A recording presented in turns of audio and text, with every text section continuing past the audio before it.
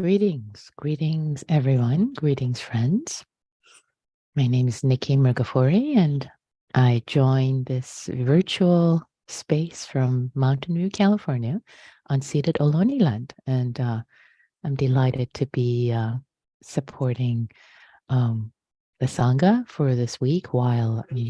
Greetings, everyone. Greetings, friends. All right, let's try. My name is Nikki Murgafori, and Uh-oh. I joined We have some problem. virtual Hold on. space from Mountain View, California, unceded Ohlone land. And there. Okay. Sorry about that. I also have an iPad going and it was not silenced. Yay! There we go. Technical problems. So hello again. Hello again. As I was saying, happy to be supporting the Sangha, sitting together this week as Gil travels, and hope you're well. Hope you are well. And this week, I'm delighted. I'm looking forward to sharing teachings on one of the path factors. And the path factor, that's very important, and we engage with every day, even if we don't get the chance to formally sit and meditate, but we always engage with speech. So wise speech or right speech. I'll say much more about it in the Dharmette, but that is the theme for this week, and very important theme. So let's just begin. Let's just begin and meditate together. Arriving and landing in our bodies in this moment in time, arriving together.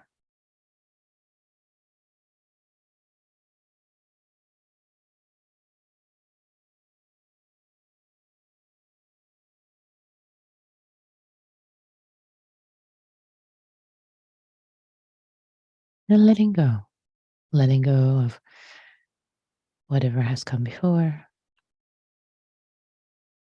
maybe dreams or getting ready for sitting, or if you're in a different time zone, whatever has happened.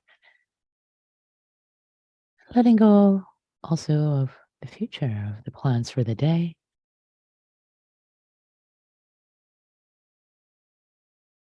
You can pick them up later. Tell them you will pick them up later. Thank you.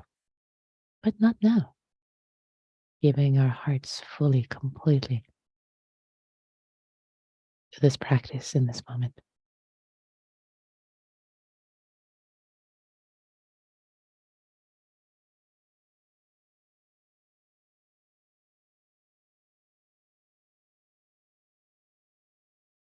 Noticing if there is tension anywhere in the body.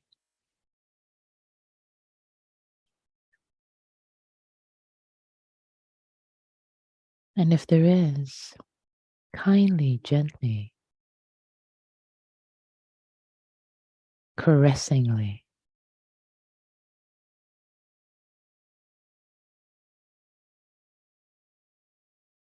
let it be released, softened, relaxed.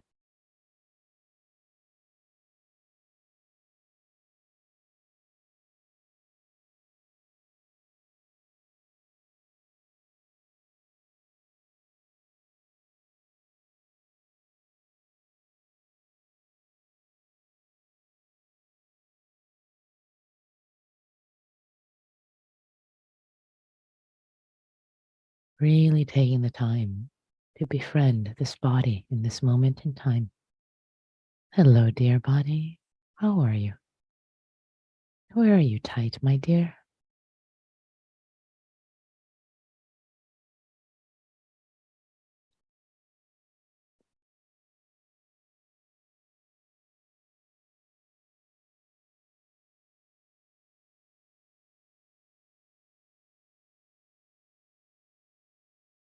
And inviting these areas to release, to relax. Really taking time, not rushing to the next thing, but really taking our time. Lovingly with the body.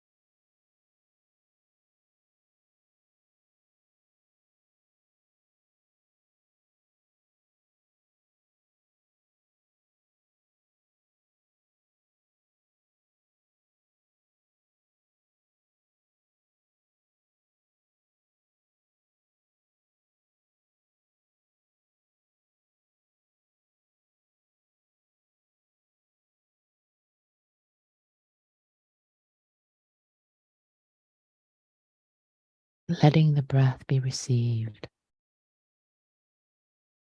in the abdomen and the whole body, in all the areas where there might be tightness or holding. Let the breath be life-giving, relaxing, soothing.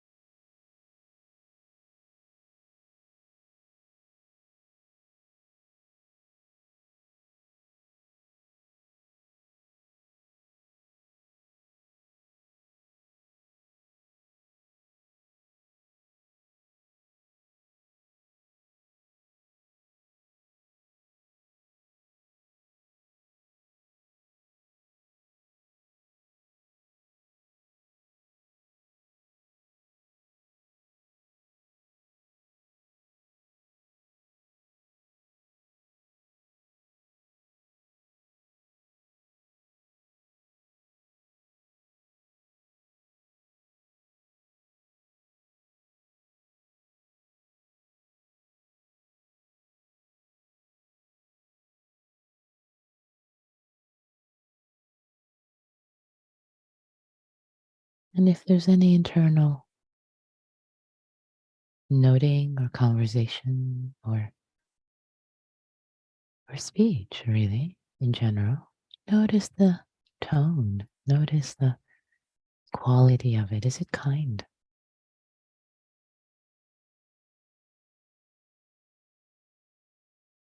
Is it gentle or harsh? This internal speech. Let there be kindness towards yourself, with your inner speech, with your breath, every breath.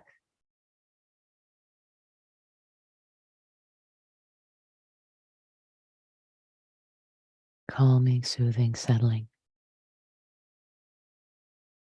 awakening, cultivating.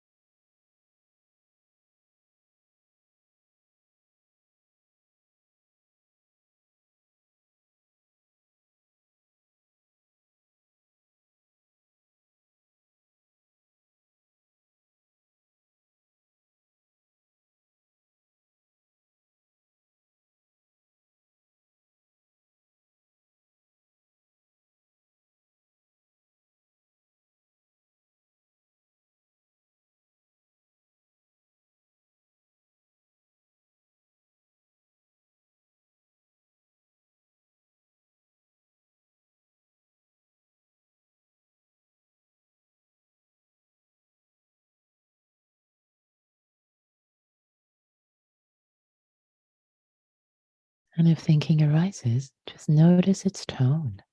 Notice its tone, not enmeshed with the content. Notice the quality, the tone. Release, release the thought, release the body that might have become tense. And begin again. Begin again.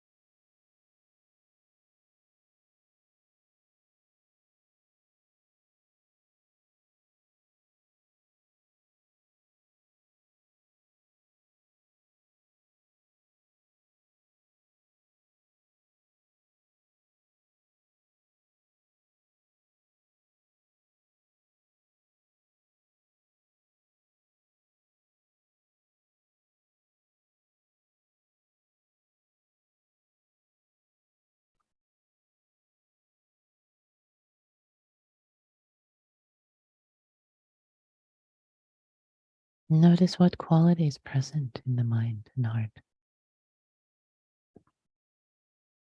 Calm, restless,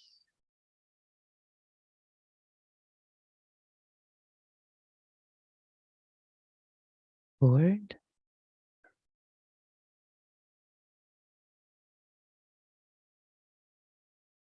happy, sad.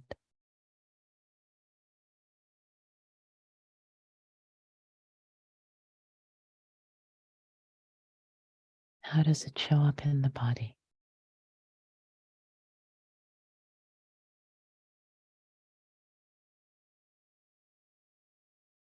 And we make space for everything, whatever is present.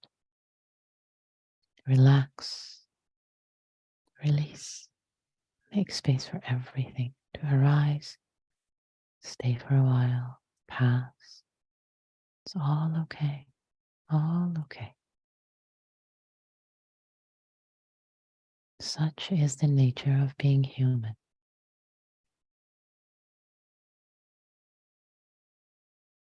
In this moment, including it all, a full catastrophe,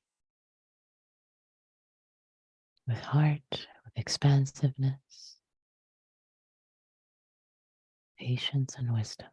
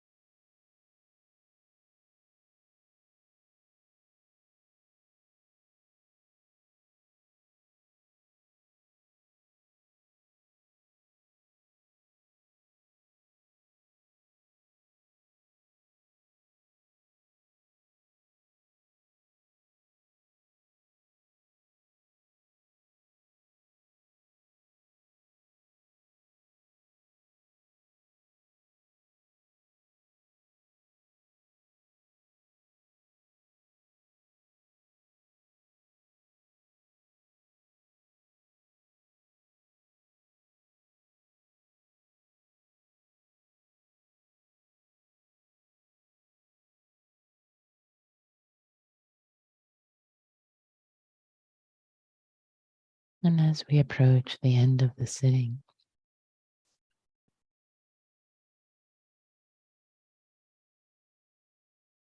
noticing what's present.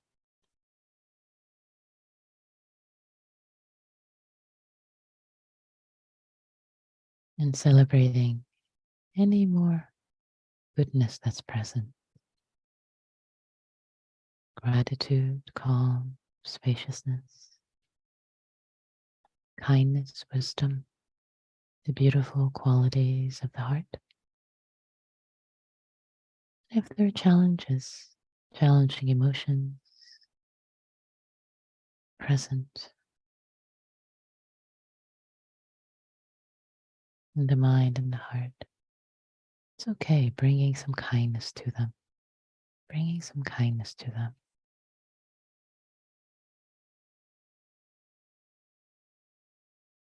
Holding them with kindness, with compassion.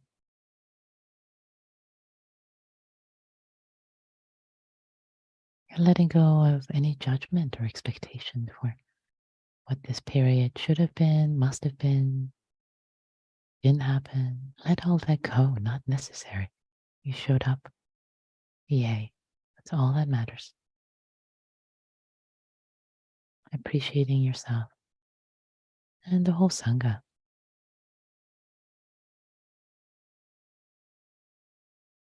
for their support. And together offering our goodness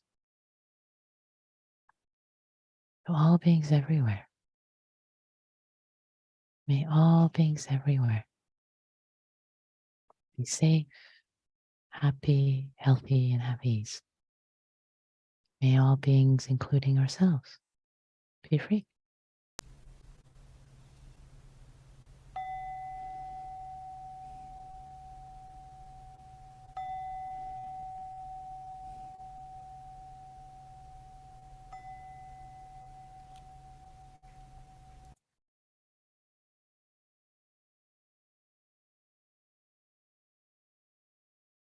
Thanks, everyone, for your practice.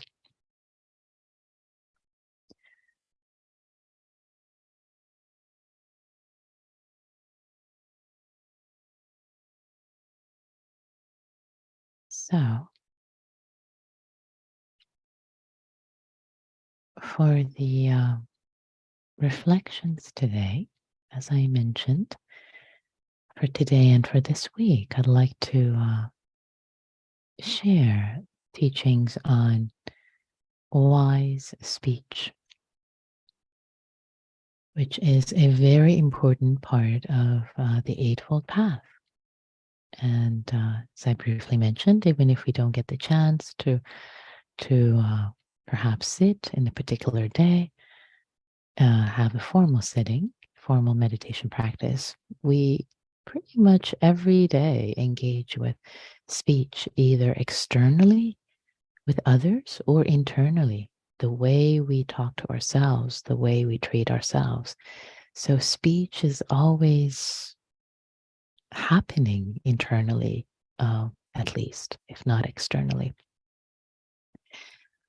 And speech forms our personality, forms our mind, forms the person who we are, who we become. And sometimes actually our speech may not correspond to who we think we are. And through cultivating wise speech, we can, as a formal practice, taking it on as a formal practice, not as a yeah, I'm truthful enough, but no, actually taking it as a formal practice, we can really engage and shape and support our development. It's a beautiful, and I don't want to make it tight, serious, but it's a profound practice. Wise speech is a profound practice, really profound in shaping who we are, what we are. So there are various, there's definitions for what wise speech, for what why speech is, and the Buddha also teaches about questions to ask ourselves. And this week I will go through them all. And there are multiple lists. The Buddha has different lists. And if you combine those different lists, one list has 4 definitions and one has 5. And if you combine them, we end up with actually 6 guidelines, 6 questions to ask ourselves. And I'll combine, given that we have 5 days in the week, one day I'll cover 2 of them so that we can cover all 6. So actually, first I want to say one more thing about speech. So in the Eightfold Path, wise speech shows up pretty much right after wise perspective or wise view and wise intention. So, of course, the root of everything is our perspective, how we see something, what our view of the world is, our wise view, wise perspective, and then our intention forming an intention for action. And then the third one is wise speech. So it's really right after the first 2 basic fundamental holdings, what holds the whole practice up is really our view, our perspective, our perception, and our intention, our compass, what we set our compass to be. So with wise speech, in order to practice it, I would say 2 general directions that will apply to every question that we'll cover this week. The first is to actually make a commitment. Make a commitment to engaging with wise speech, just making a commitment. So that commitment is the second path factor, wise intention, intending, this is what I'm going to do. I'm going to engage to speak skillfully, appropriately, not gossip, not lie, not be unkind, etc., etc. And we'll go through them. So first is really the intention we make at the outset. And then later, in real time, as we're actually speaking, we pause, we feel into our bodies. If we are about to shape the truth or tell a white lie or gossip, feeling into our bodies. What's going on? Am I stressed? Do I feel threatened? Am I trying to self-aggrandize? It's feeling into the body. Oh, sweetheart. Yeah, interesting. That's what's going on. Okay. And can we reconnect with our intention? Can we reconnect with our intention? So these are the basic ways to engage.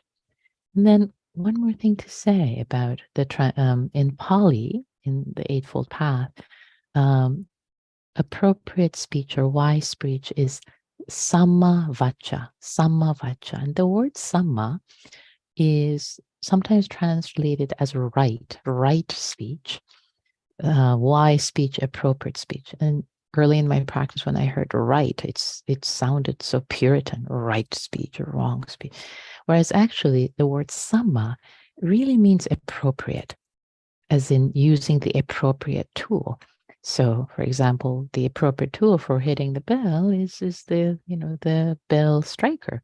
It's not a pen or a mug. It's the appropriate tool. So, what's the appropriate speech? What is the right, appropriate, or wise speech in a given situation? And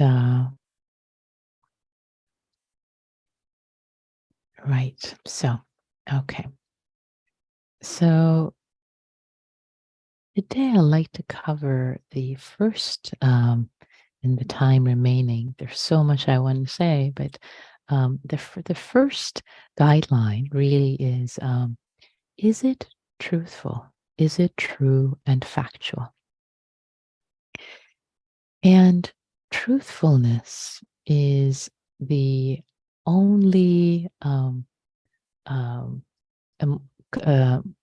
moral commitment, really, is the commitment to truthfulness It is said that in the progression of a bodhisattva, from going through many lifetimes to become a full Buddha, the bodhisattva truthfulness, the commitment to the truth is so important that that's the only moral precept that a bodhisattva cannot and does not break. So this not only symbolically, but this sense that our commitment to the truth really is the foundation of the whole path. It's a really foundation of our awakening in our humanity through many lifetimes. If we have a funny relationship to the truth, yeah, that's our commitment to awakening is a little not quite straightforward. So the commitment to truthfulness, and the Buddha talked about how dangerous it is, actually, how lying is dangerous because it leads to a slippery slope of more lying, more complicated behaviors. You have to tell more lies to cover the first one, and more moral corruptitude. And actually, there is research that supports that. And before I tell you about the research, which is actually fascinating, also I want to mention that, as we know, when we tell a lie, it really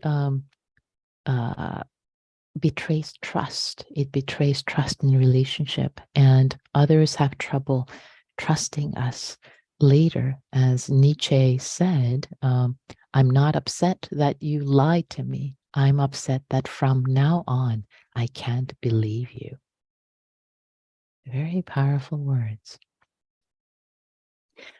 So I want to tell you about a study that's fascinating. So in this study, and I'll tell a very brief version here.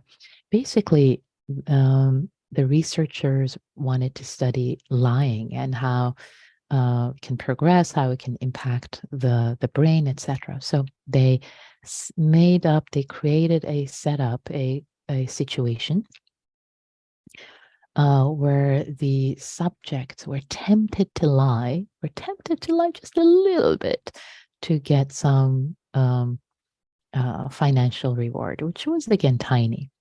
So at first, the participants lied a little bit. They exaggerated a tiny bit. They had to estimate the number of pennies in a jar, etc., etc. Won't get into the complicated setup. So at first, they upped it just a little bit, a tiny bit.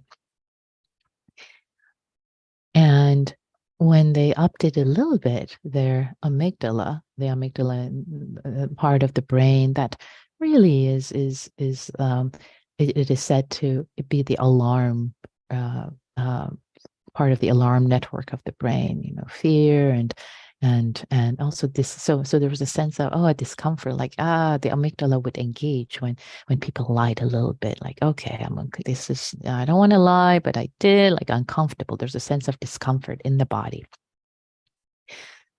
As the experiment progressed, when people had lied, their lies became bigger and bigger, and so that by the end of the experiment, they were just wildly overestimating the number of the pennies by more than 50% or so. It snowballed, really. Lying snowballed. But what's amazing actually is that their amygdala became less reactive. That's profound. So their body didn't feel as comfortable. They didn't feel as uncomfortable lying anymore. They had trained their bodies, they had trained their heart, they had trained their minds, they had trained themselves to feel more comfortable with lying. And they had changed through their behavior. They had changed their compass, because our bodies are in many ways our moral compass. Have you figured that, with mindfulness of the body, we feel into what's happening in the body, and really it's our tuning fork. It's our tuning fork. But through our actions, we can shape and form our bodies to become either less or more sensitive to our moral conduct, to our awakening, we can become more and less sensitive to our humanity, to our goodness. Wow, that is astounding and not surprising, right? We know that. So commitment to truthfulness really is paramount, really, the first and foremost of these of wise speech invitation. And I also want to mention that in some suttas, it's not just, is it true? The question to ask ourselves, what I'm about to say, is it true? Is it true what I'm about to say? It's actually, is it true and factual? So that nuance of is it factual is a very important nuance. So the truth is not relative. It's not my truth. It's your truth. Because yes, we all have our perceptions and perspectives, but the Buddha suggests that we actually examine, is it supportable? Is this what I consider to be the truth? Is it supportable by facts? Oh, this person is mean. They meant to hurt me, blah blah. Wait a minute. Are we attributing? Is it really supported by facts? Is it just our perceptions, our feelings? Yes, it is true. We were hurt. Yes, we can say that. But can we attribute intentionality, or is it that, okay, well, they said this, I said that, this is, so it's like a third person conversation essentially. There in actually there's one book that I love and highly recommend, is Difficult Conversations. And whenever you're about, you need to have, and we need to have difficult conversations in our lives a lot, of course. They may not necessarily be difficult, but impactful conversation. And for example, in this book, really, which to me is a beautiful Dharma book, talks about how we separate the impact that something has had on us from the intentionality. So one part of the conversation is, okay, what we perceive something to be, and then we can put ourselves in the other person's shoes, what we perceive things to have been from their perspective. And then there is a third person conversation, which is the objective, just objectively what happened. They said that. I said this. They did that. Just very simple, without any interpretation, without any attribution of intentionality. Just it's objective. So this addition of is it true and factual is a very important nuance that the Buddha, the brilliant Buddha, adds. Okay, a lot more to say. Happy to be practicing together and sharing the Dharma. Take good care. Have a wonderful day, and looking forward to continuing tomorrow. Be well.